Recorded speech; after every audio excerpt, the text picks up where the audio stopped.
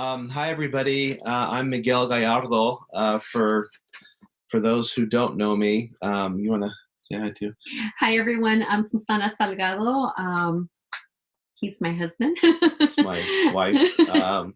And we were asked today to talk a little bit about parenting during this whole process. First, I want to say, though, that this webinar is being sponsored and made possible by Cal Optima's funding of the Children's Mental Health Access Collaborative, of which Mecca is a part of. And so we want to obviously thank those folks for their funding and their support to help Mecca do things like this and to try to support the community. And we're happy to do what we can. We're going to talk about a little bit of our personal experiences in this process, but also talk a little bit about our just recommendations and thoughts that we have about how we can do this right now through this whole pandemic and what's happening. And certainly been, I think, a challenging time for all of us. But before that, we wanted just to sort of briefly tell you who we are.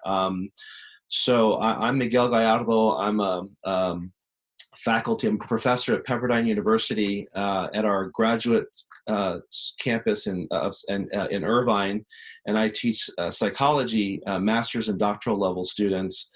Also, work with Mecca in doing the evaluation of our programs and working with Mecca to support some of the stuff that we do, through our mental health initiatives and just doing our outreach just in general in the community, and have been a part of Mecca since its inception. And so just really always feel really sort of honored to be be involved in people's lives and in this particular way and with community. I think it's a real privilege and an honor. So that's me in a nutshell.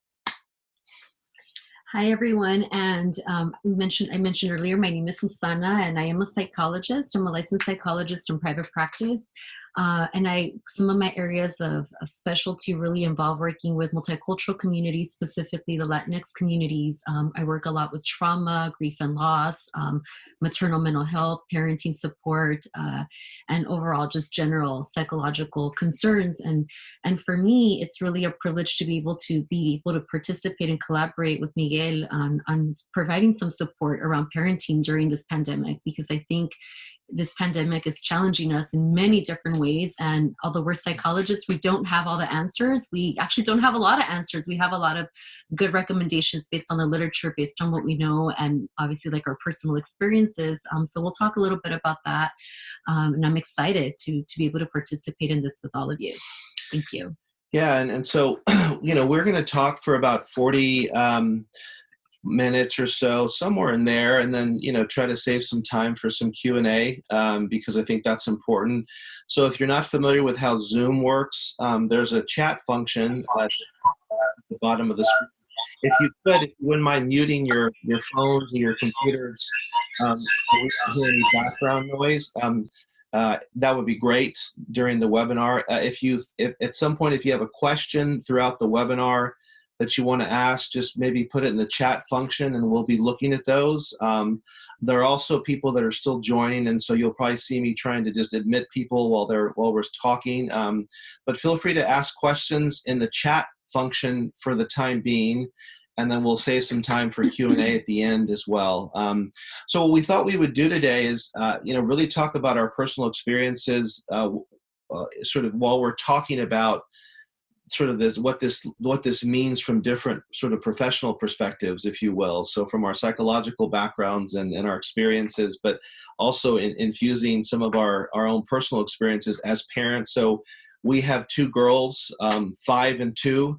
Our 2-year-old is napping right now. So even coordinating, this process to get to the webinar, it took a little bit of managing and negotiating, which we've been doing every day now for almost 2 months, and trying to do that. So we did this webinar at this time because we knew she would be sleeping.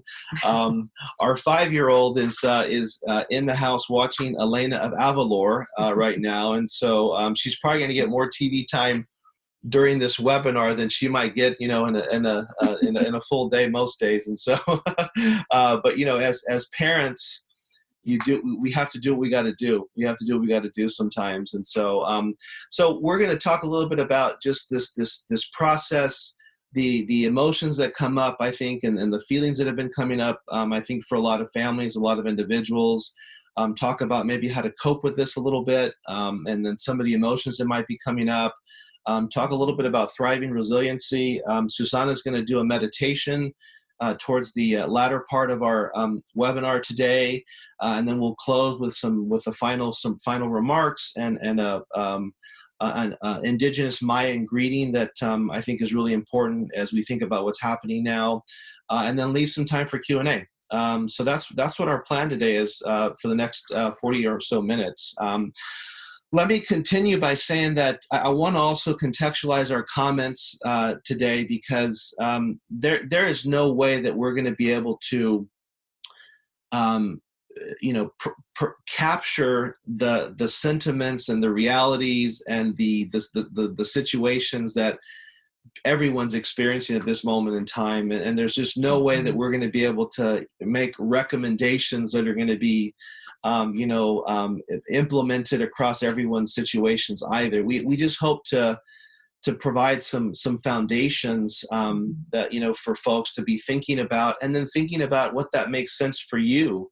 I think the emotions that we're going to talk about today, these psychological experiences, are, I think, really transcend our human experience. Susanna and I were talking about this before, and we're like, we're feeling the same thing everyone else is to a large degree, and I think that's we have ebbs and waves, and it flows for us in different ways, and so I think there's sort of a human experience happening now that I think is connecting us in different ways, but how we deal with that and how we cope with that, I think is looks differently, and so we're going to try to be sort of mindful about that, and really we want to just put out there that we understand that maybe some of the things that we might recommend might not always be feasible. Like some of the recommendations people are making are like, go to a room and, take some time for yourself. And, what if you don't have an extra room to go to?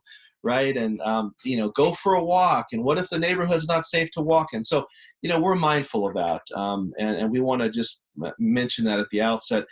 Some of the MECA agencies will be doing this webinar in their own languages and sort of culturally adapting it in different ways that make sense for them. So anything else you want to add to that?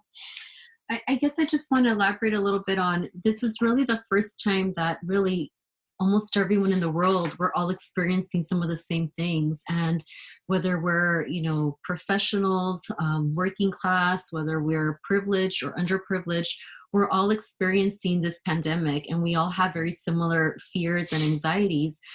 Some of us, might look a little bit different. So for example, like we have an area that we can actually provide the webinar that's a little bit further from like our daughter's room, right? And so some families may not have that experience or have that privilege, but we're all being impacted. And so I hope that as we talk about some of these recommendations and some of these things today, you can maybe also be creative and think about how do you adapt some of these recommendations for yourself. So kind of like what Miguel said, that we're hoping to provide a foundation and a framework for how to think about parenting during this pandemic.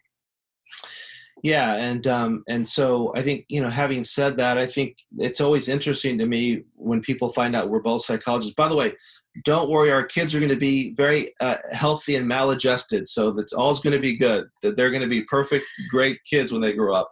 It's always interesting to me when people find out we're both psychologists. They're like, "Oh my God, we feel so bad for your kids," or whatever, and. I think, or sometimes it's the opposite. Or sometimes they think that they're going to be perfect, and we're perfect parents, and we're perfect parents. Yeah, like we're supposed to know everything and do everything the right way, and we don't, and we just haven't had. That's just not us, and that's just not our experience, and we're really trying to, some weeks and some days, struggling to figure out how to do this and how to make this work as well for ourselves, and so I think that's important. But some days it's just really about being good enough. And sort of, whether it's that day or that week or whatever it is, it's just about just kind of doing what we have to do that day, as we think about it. And so I think, I think I want to talk a little about some of the emotional experiences people might be having at this point, just to sort of, I think one of the things we want to say is that whatever experiences you might be having, in your role as a parent, individually, as a family. I think we want to try to normalize that in many ways at this moment in time. I think we're also seeing the effects of this pandemic at this moment in time. And so moments like this, crises like this, they really bring out our vulnerabilities as a society. They really bring out our weak points, if you will, in some ways. And so, some of the issues that we deal with in the society are really being highlighted now in not so good ways. So, for example, families, while they serve as, I think, for many of us in many ways, a supportive, nurturing, loving environment, a safe space, whatever, they're also fertile grounds for not so great things to happen sometimes. Whether that's not always responding in the best ways to our children, not always responding in the best ways to our loved ones, our spouses, our partners, whoever it may be. And I think these kind of situations have the capacity to really, I think, highlight and make us vulnerable in some ways. And so we're hoping that we can try to normalize sort of some of the experiences you might be having, but also think about how you can cope with it, understand the triggers, and deal with it in different ways as you continue to move through this process. So I think you want to talk about some of the emotions. Yeah. So I shared with you all at the very beginning that one of my areas of maybe interest or specialties is around grief and loss. And the more I've thought about this and the more I've pondered, what does this all mean? How do I make sense of it? And what are all these feelings and reactions that I'm experiencing, my clients are experiencing, and other people who I talk to are. And I think it makes the most sense to me sometimes when I conceptualize it from a grief and loss perspective. I think many of us at this moment in time, we're really grieving, and we're grieving the losses of our jobs. Sometimes they're physical losses, like our jobs. Sometimes maybe it's a loved one or the loved one of a loved one. I think that I've been hearing that a lot. Maybe I haven't talked to anyone who has lost anyone directly to COVID-19, but it's like the friend of a friend or the mom of a friend. So we're dealing with some of those real physical losses, as well as these more ambiguous losses, right? Which is like the loss of routine, the loss of like our schedules, the loss of being able to like keep up with our travel plans. Maybe if we had travel plans for like spring break, to get together with a family member or to do something as a couple. A lot of us are grieving the fact that we're not able to do some of those things at this moment in time. And I think for many of us, like, especially for those of us that have a little bit of privilege and haven't like lost physically someone or a job, we almost feel guilty, right? To feel sad about some of these losses. And I want to acknowledge that all of those feelings, all of the feelings of sadness, anxiety, fears, depression, in español le llamamos angustia, o nervios, right? All of those feelings are real and they're valid. And I want to normalize them because they impact us. They impact us on a deep level. So first and foremost, I want to share a little bit about how to recognize some of those feelings, and how to almost give yourself permission to experience them. And so you might be experiencing sometimes a little bit more anxiety. Maybe there's angst and anxiety at the beginning of the day. Like, how am I going to manage today? How am I going to get my work done and also take care of my children? Or how am I going to entertain my 5-year-old and my 10-year-old who is used to going to school and having activity. So there might be a little bit of angst. There might be some fears for actually getting COVID-19 or getting coronavirus. There might be fears for your loved ones, for your elderly, or if you yourself are someone who is a vulnerable person due to being immune compromised. I think like those are actual fears, right, that we're experiencing. So sadness at just not being able to connect with your loved ones. I know for me, one of the hardest things that I struggle with is I'm a little bit of an extrovert, and I struggle with the fact that I don't get to see my mom and sister, who are a huge source of support for me. And for us as a family, my mom is our childcare provider.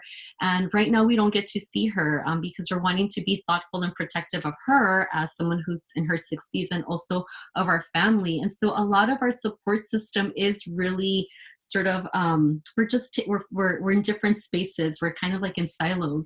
So there is some sadness and some losses there.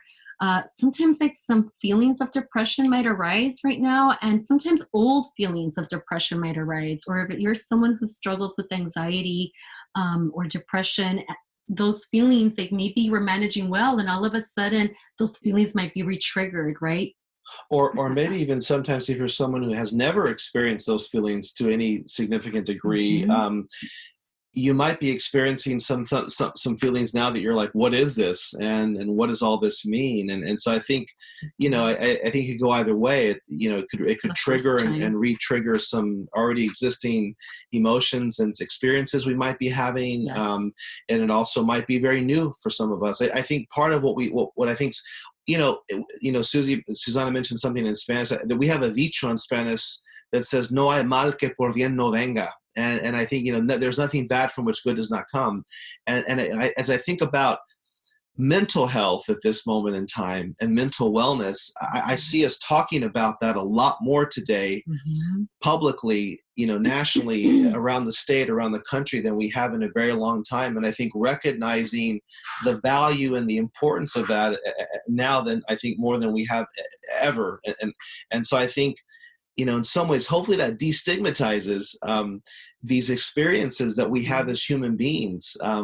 Me as a man, I think a lot of times, a lot of men feel like, we're not supposed to have certain emotions, and yet, I have Mhm. every emotion that Susanna has, and we deal with those things differently, and so I think, you know, trying to normalize it, I think, is important. So maybe even for someone who's never experienced it, they may be For experiencing sure. something. Yeah.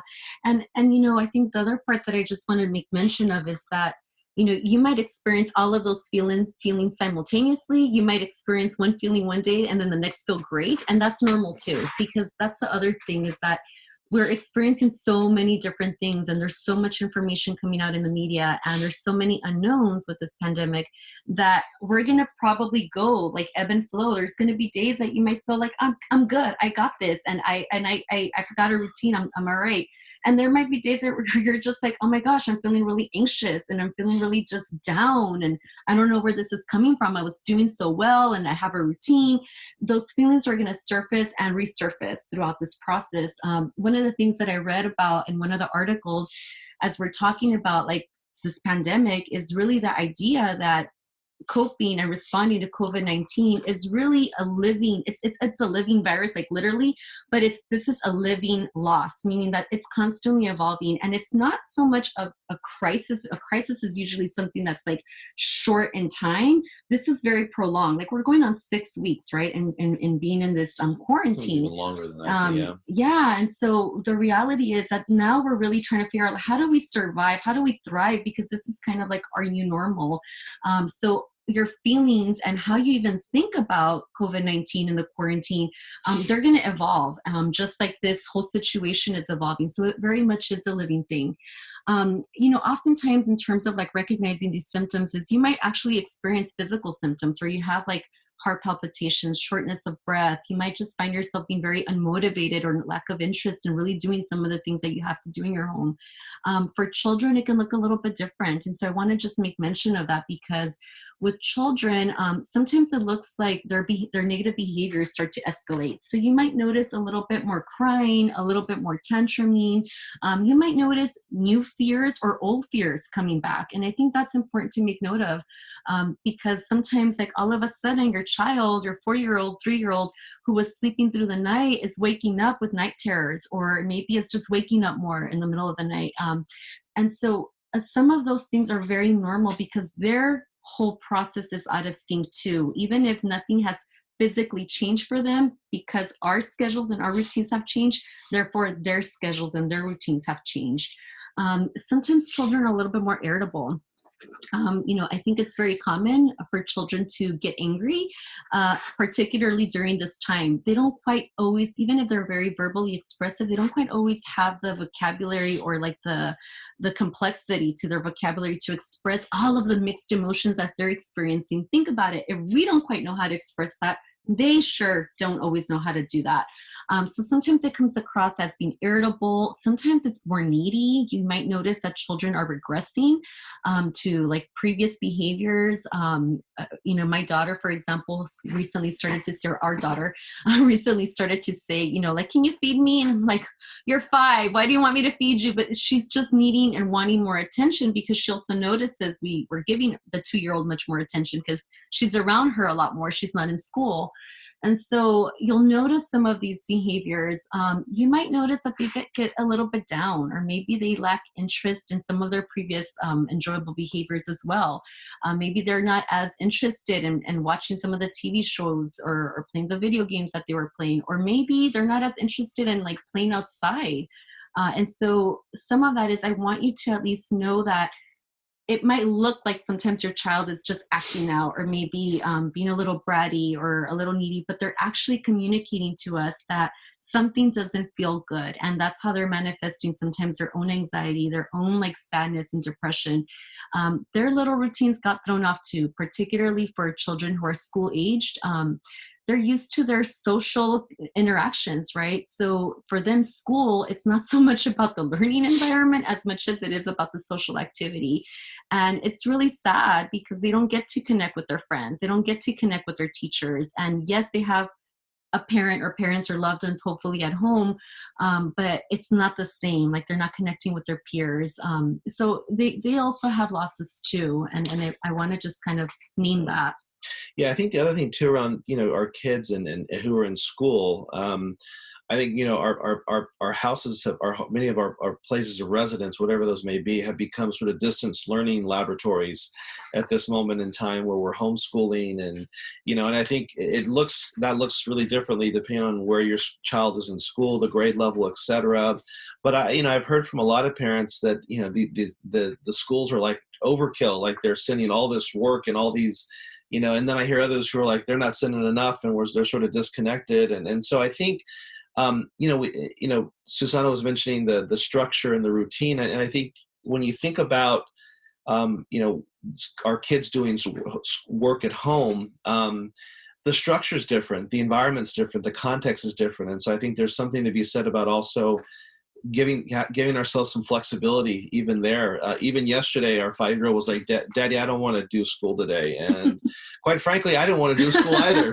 So I was like, okay. It's a lot of work for the parents too. I was like, all right, you want a break? Let's take a break today. So we, and I felt like it was what she needed. I mean, obviously it's another thing to sort of manage and whatnot, but it, it felt like the right thing to do for her yesterday. She was tired and she wanted to play with her sister, and they wanted to play, and do things. And I just felt like that was the best thing to do yesterday. And she says, I'll do it today, meaning I'll do it tomorrow, meaning today. And so when I said, okay, we got to do Escuelita today, she says, okay, Daddy. And so she's did it for a couple hours this morning, and she was fine. And so I think it's okay to give breaks too in this process. But I also want to go back to just us as parents and as individuals. I think also it can look like, maybe sleeping more, sleeping less, maybe our changing pattern, our eating patterns change, potentially fairly significantly in some way or another.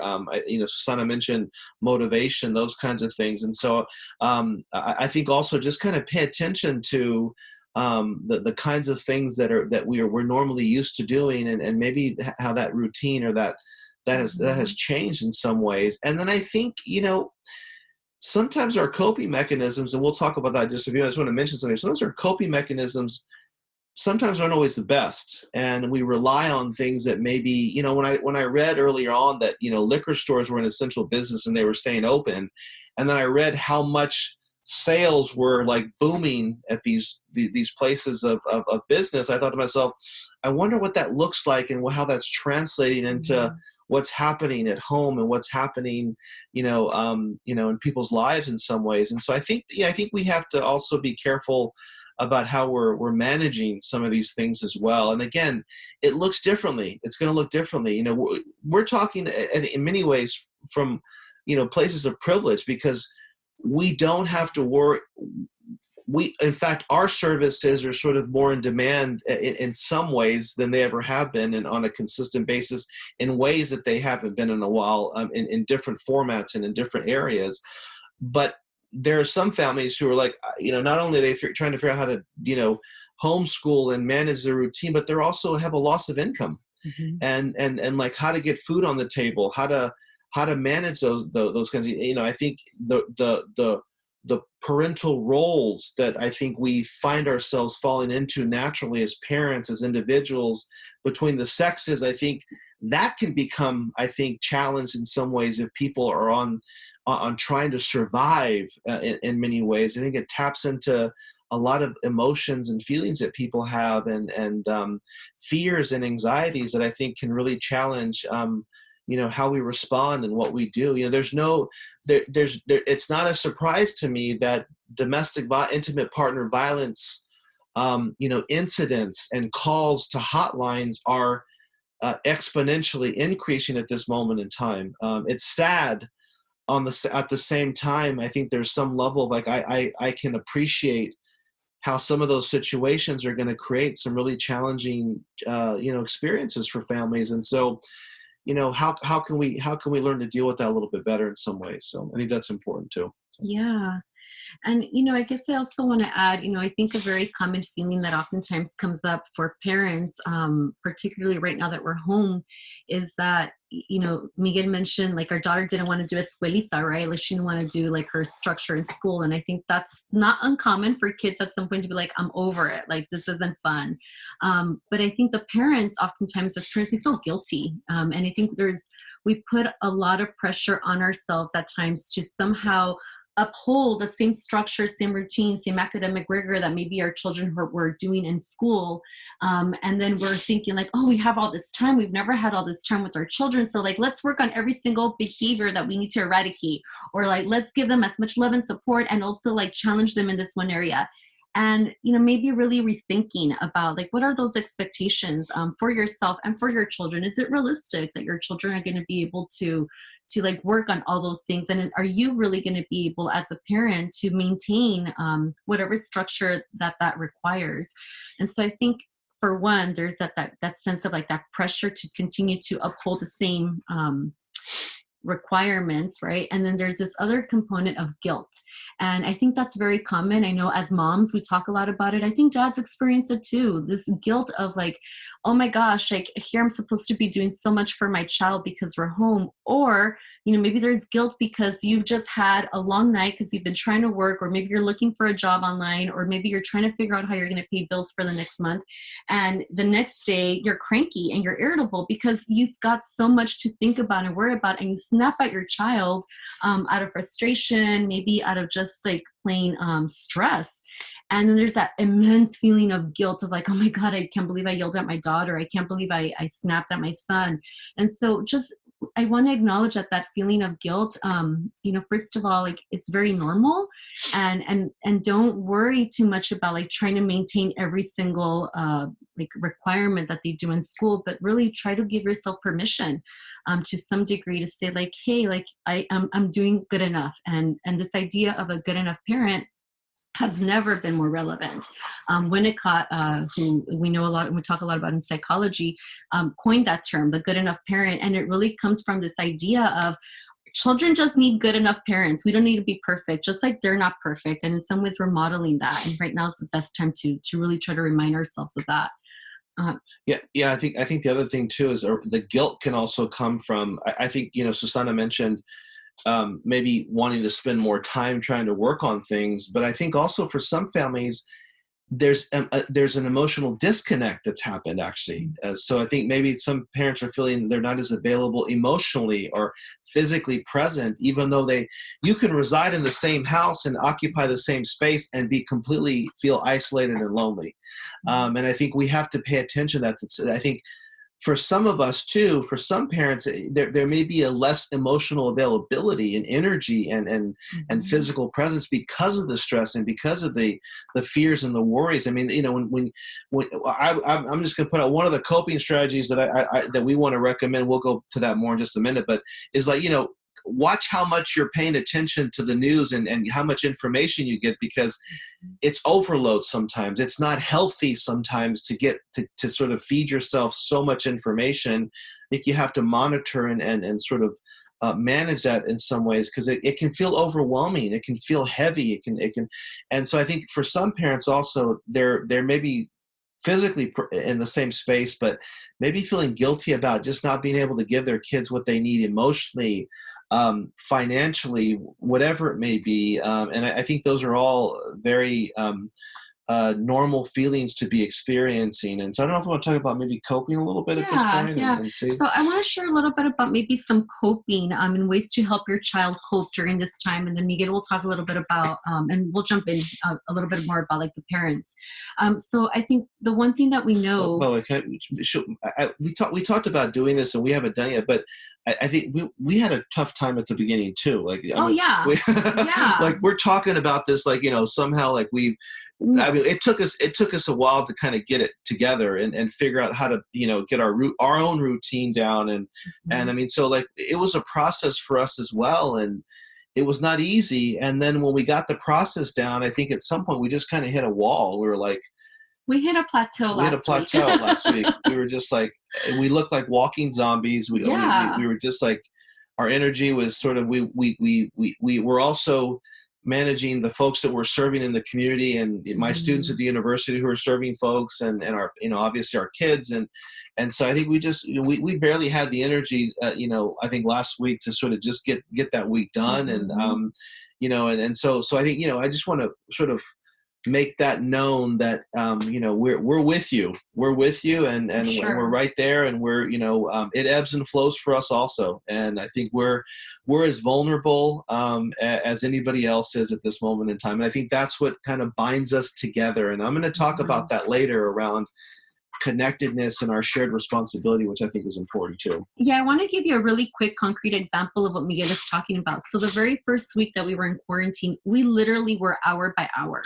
So like on Wednesday, Thursday, Fridays is usually when I'm in my practice, and he usually is working, like he's got his day scheduled, and literally it was like hour by hour, and it looked like we had revolving doors. It was like, okay, go next. And I would go in and do whatever we needed to do with the girls, and then we'd switch, and that was exhausting. So the next week we're like, okay, we need to come up with something better. So we actually had to take a little bit of time to regroup and recenter because we just couldn't, like it was too much. And so we did. And then we came back and we figured a process and a routine.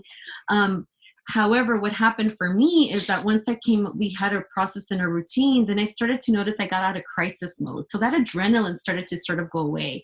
And then the feelings started to immerse. And I felt like, oh gosh, I feel kind of down. I feel kind of sad, or I feel kind of anxious. And I say this because, again, it's those ebbs and flows, right? So concretely, things might look really put together, but there might still be a lot of underlying and undercurrent feelings that you might be experiencing and resurfacing. So that definitely happens. I want to talk a little bit about how to help your children, though, because I think the one thing we know for sure is that routine and structure is helpful to children. And so, although as I say that, you're probably like, how, right? Especially if you have multiple children of varying ages, I think it can be very challenging. Do the best you can. I mean, truly, we have to do the best we can. So one of the things that I decided to implement with our daughter, our 5-year-old, is usually she gets up in the morning and she changes. And I noticed like there were days that she didn't want to get out of her PJ. She was like, I just want to have a PJ day. And I said, you know what? Not Monday through Friday, because it's a school day. And so Saturday and Sunday, yeah. Or maybe like if we have a lazy day, but you actually have to change into your clothes. We still need to brush our hair, brush our teeth, change into our clothes. She was like, but why, mommy? We're home. And I'm like, because we still have to have some structure. And so I explained it to her, like, we're still doing escuelita, we're still doing school and at home. And so she still has to do, like, get up and change and do all those things. So we try to maintain at least a little bit of structure. Does she always have to have shoes on? No, because she's at home. But she does have to change. And so that piece is important. I think the other component is allowing your children to express themselves however they need to. Sometimes it's through creating space, like checking in with them. You know, how are you feeling? Or I notice you seem kind of down today. Or I notice like you seem kind of grumpy. Like, are you tired? Or is there something else going on? You know, just kind of checking in with them and creating an opportunity for them to express how they're feeling. Some children might be a lot more verbally expressive than others. So then maybe you can also do like art, and they can have like an activity where maybe they draw how they're feeling. You don't need to get creative, just plain paper and colors.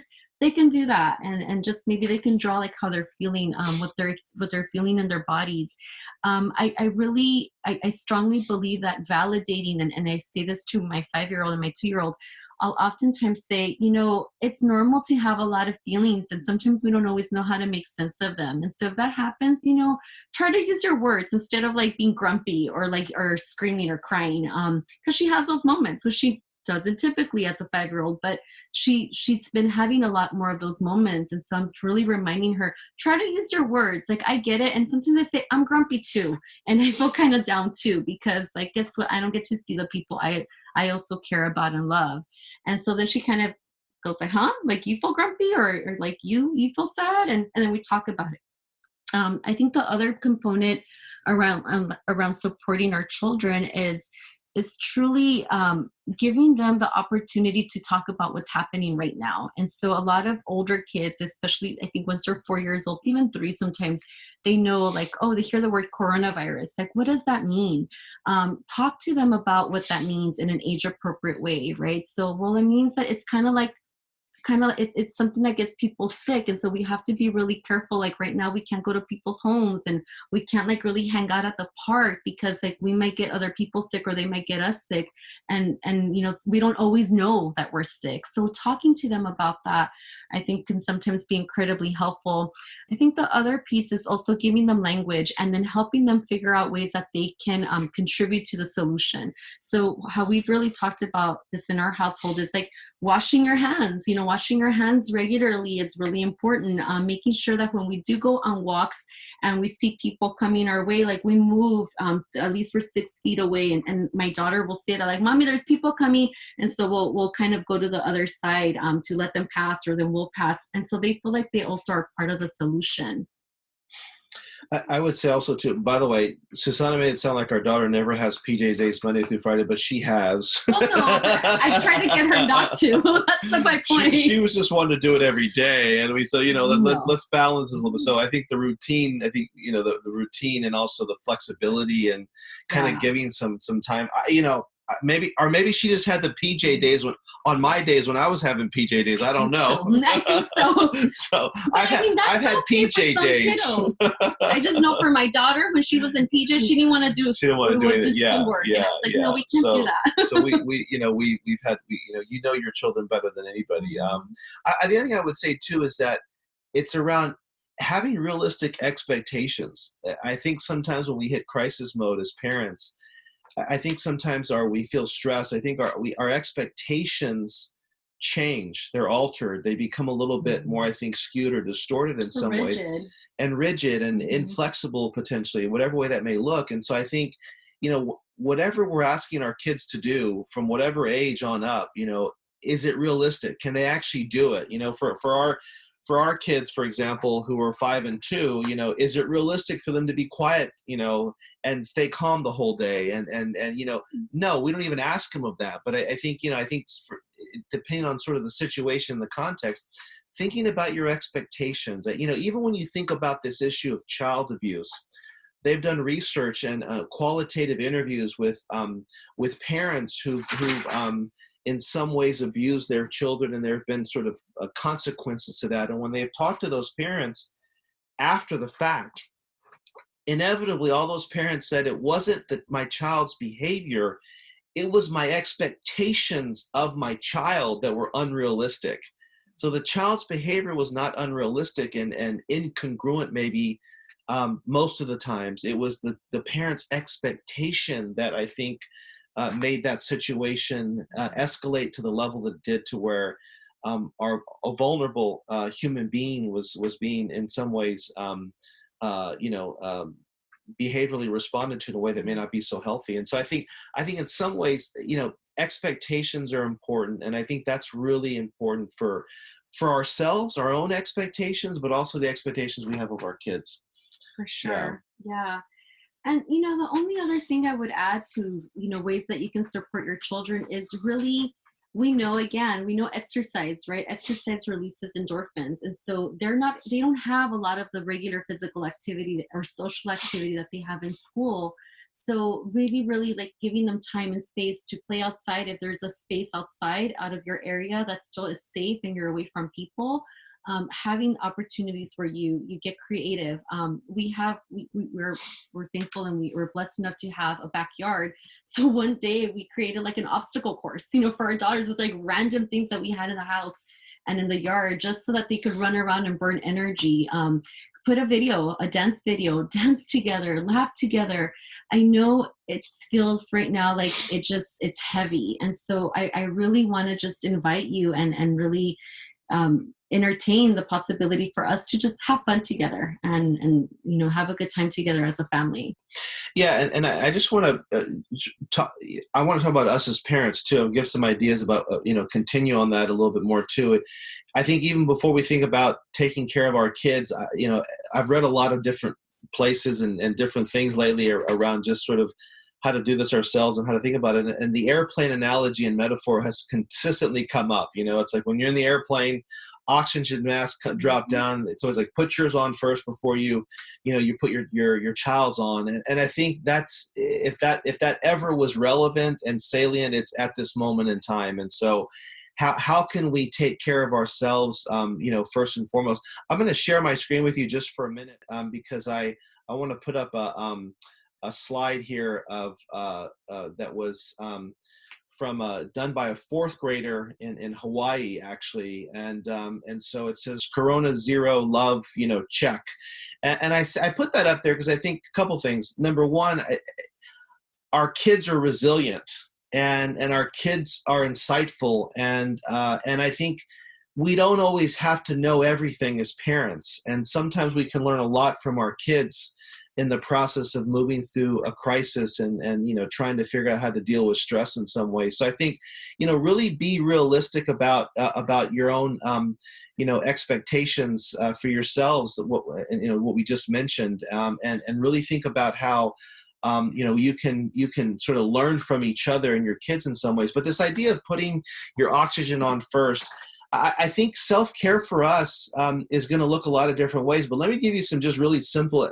examples. It's like, getting a good night's sleep if it's possible, not missing meals. I mean, think about it. If you think about how easy it is to skip a meal or to not, go to bed at a reasonable hour or whatever it is. And I know sometimes our living environments and circumstances can make those things sometimes difficult to do, but I think it's some of those, I think, those things that I think we take for granted sometimes, the simple things, going outside for a minute, taking a minute whenever it's possible to just breathe, to take a few minutes just to disconnect, close your eyes and breathe. Susanna's going to do a meditation in just a few minutes here, but I think those are some really tangible, practical things that we can do. I mean, obviously, if you have the opportunity to disconnect momentarily in whatever way that looks like, I think that's really healthy. It's okay to turn on the TV for your kids. Make sure it's sort of age appropriate. Just put that out there, disclaimer out there, so that we're not just turning on whatever for the kids that could traumatize them more. But turn on the TV or whatever it might be if you need a minute. Obviously these are things that maybe some parents may not necessarily always do, or maybe you just do more of it. Look, these are unprecedented times. It's changing the nature of our society, and it will forever change it, I think, going forward. And so I think it's going to look differently. So I think thinking about what does it mean for us to survive. Thriving, it means, how can we sort of, really kind of flourish in a time of crisis. Resiliency is not something that is, it's not static. Resiliency develops and can develop over time, particularly in moments of crises. And so we have been here before. We're not the first to experience a pandemic. We're certainly not going to be the last. Many of you have endured challenges and hardships and other situations. And so do not forget your own internal resources and coping strategies and strengths in many ways that you can use and pull from at this moment in time to help you. It's easy to have selectively attend and recall only the situations and circumstances that are going to validate the overwhelming emotion that you may have. So if you're highly anxious, it's going to be easy to focus entirely on the things that are making you anxious and whatnot. And just remember that Remember those things. Try to recenter yourselves in some ways. And then I think another thing, and then we'll start to transition to the meditation. Focus on what you can control. There in every situation, there are always aspects of those situations that we cannot control. But in almost every situation, there are things that we can, even if it's a small thing. Focus on what you can control. We cannot change what's already happened, and we cannot control that which has not happened entirely. And so focus on what you can control. The present moment in time is a gift. And so where can we focus our energies at that moment in time, and think about it in that way? And so I think I wanted to share that because I think that's important for us to think about as parents as well. So I know we don't have a ton of time left, but we want to do a meditation, Yeah. and then we'll do some wrap up and save a few minutes for some Q&A. I'm going to put another Yes. slide up, and I'm going to let Susanna kind of walk you through this. So for this meditation, you don't have to be lying down, but I'm simply going to ask you to get in a comfortable position. And one of the reasons that we're doing a meditation is because we know from the literature that meditations actually do help us calm our central nervous system. It helps us calm down. And the more we do it, just for the sake of doing it, there's no right or wrong, the easier it gets to access some of those feelings of just calm and tranquility. So I'm going to do this meditation with you all, and then we'll transition again. So find yourself in a comfortable position. You may sit with your feet on the ground for grounding, or maybe you put your feet up for relaxation. Place your hands in whatever position will help you relax, either on your side or maybe on your belly. You can choose to keep your eyes open or close your eyes, whatever makes you feel a little bit safer. I want you to begin by relaxing your body and focusing on your breath. Take a nice, deep, long breath in through your nose and fill your belly, and then slowly exhale through your mouth. Let your belly rise and fall with each breath. No need to do anything at all. Just breathe. Think of a place where you feel safe. It could be anywhere. It could be a place that exists only in your mind, or it could be a real place. Maybe your favorite childhood place. Maybe you go to the beach, or a meadow, or an open grassy area that has a creek or a river. Or maybe you go inside into a cozy room. Picture all of the details of this place, like the colors, the smells, the sounds. Think of all of your sensations and try to pick up on all of what you see and feel. The more detail, the better. And I want you to start to imagine the perfect day with your favorite weather, your favorite time of year. Vividly see all the colors that are being shown. Look at the shimmering lights, the vivid colors, and try to take it all in. If this is a place you know, I want to invite you to look around and see if anything has changed. Has anything been moved? If you are outdoors, maybe you start to notice the warmth of the sun on your skin, or maybe you start to notice the breeze playing with your hair, slowly touching your face. If you're inside, maybe you notice the plush rug underneath you, or maybe you wrap yourself with a cozy blanket. I want to invite you to continue taking a nice deep breath in through your nose, and then slowly exhale through your mouth. And I want you to imagine that you can sense all of the smells around you in this safe and wonderful space. Maybe you smell flowers. Maybe you pick up on the scent of fresh cut grass.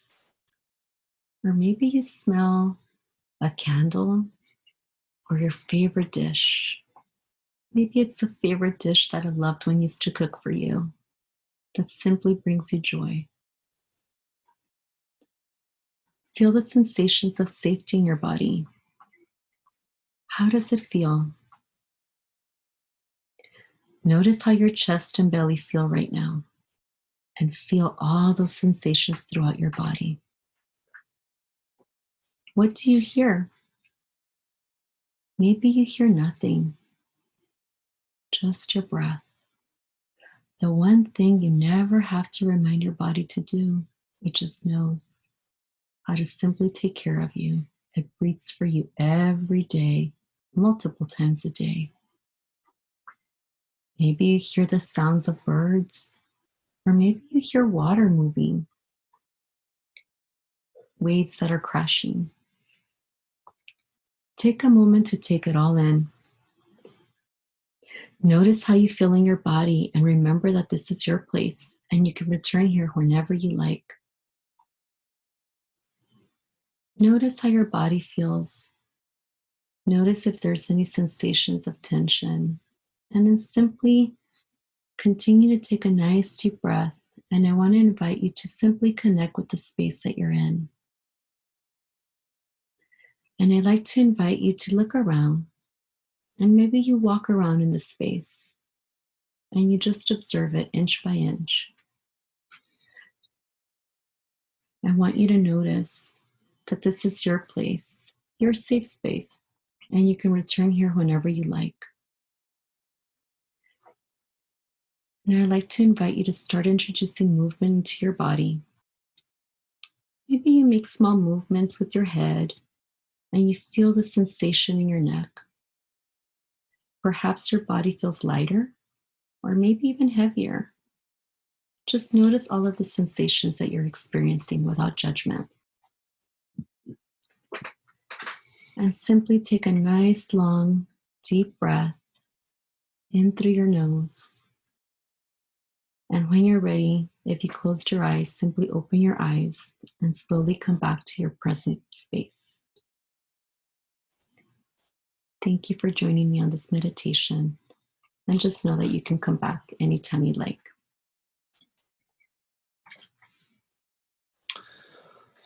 Okay, so I'm going to stop sharing the screen here and come back. I know we just have a few minutes left. We might run a couple minutes over, so if you can just hang tight with us, that would be great. I think just following up with the meditation and Susanna's, kind of walking us through that, she mentioned the research, and, there's been a ton of research that if we practice meditation on a consistent basis, every day, people show significant decreases in their symptomology, anxiety, stress, etc. And so I think, just to reiterate that, self-care can also mean self-compassion and forgiveness with ourselves, and just knowing that we can't do it all. And so I think as we think about closing and wrapping up, I just want to mention that, I think there's a rush to go back to sort of what was normal before, like the normal before, the rush to sort of resume life as it was. And I guess I just think it's important for us to reflect on maybe there are things that we don't go back to, that we want to leave back in the before this thing hit. I think this has been a moment, the pre COVID-19 in many ways, and I think it's been, I think part of resiliency and dealing with stress and a different set of emotions is also how you make meaning of certain circumstances and situations, and so for me, and I think for us, how we make sense of it is through our religious, spiritual lens, if you will, in many ways. And so I think things happen for reasons. And I think if I think about where we were before this whole thing hit, we were as divided as we ever have been as a nation. And I think now we're being asked to sort of think about other people and sort of take care of one another in some ways, in a way that we hadn't been asked to do before. You don't have to have, I think the other thing this has challenged us is, I think, when we think about work, it's like how much we put on work. It's like we're all in, like this is our life, this is what we do. And I think in some ways, this situation, I think, has helped us sort of think about that in some ways, what that means for us, what that can look like for us going forward. And so I think it's important for us to think about how we take care of ourselves, how we make sense of the situation, make meaning of it. And I feel like a lot of good's going to come out of this. I think there's been a lot of pain and sadness and fear and anxiety while we're moving through this. But I think at the end of the day, I think we will find ourselves better, hopefully. Even if you think about it, Mother Earth is healing. There's less pollution in the air right now. With all the rain we had here in California recently, the grass and the flowers and the plants are green. So there are things happening, I think, simultaneously. It's like, hey, maybe we needed to slow down a minute. Maybe we needed to figure out what sort of who we are and what our purpose is as human beings to one another. And I think that's something that I think we should reflect on. I want to sort of end with an ancient indigenous Mayan greeting that I think really kind of captures in some ways what I think is really important at this moment in time, and that is our humanity and our shared humanity. I came across this in working with some folks about 14 or 15 years ago doing some trainings, and I just felt really fortunate. I've been using it ever since. It's called In Lakech Alakin. I am you and you are me. You are my other me. If I do harm to you, I do harm to myself. If I love and respect you, I love and respect myself. And so I think even as we think about our responsibility to one another globally, socially, what is our responsibility even within our local families, our local social worlds to each other? What is my responsibility to Susana? What is my responsibility to our girls, to our connectedness, our humanity, our taking care of each other, and doing what we can to make sure that we're taking care of one another, even if we don't see each other. So I think staying connected is important, and that's another coping strategy, I think, is connecting and staying connected. We are connecting in ways that we haven't in a long time, and I think that's also been a really important value for us to take away. So anything else you want to add? Did we miss anything, forget anything? No, I think I just want to remind you all, and I said, as I say this, I'm also reminding myself and us that, being good enough, being a good enough parent, I think that's certainly relevant. And also sit with it and think of, like, how do you make meaning of this whole situation? How do you make meaning of what's happening in each of your lives? And how do you want to think about it, 10, 20 years from now, which I think is something that a lot of people are pondering. When you look back on this time, 10 or 20 years from now, what would you wish you had done? And are there ways that maybe you can incorporate some of that now?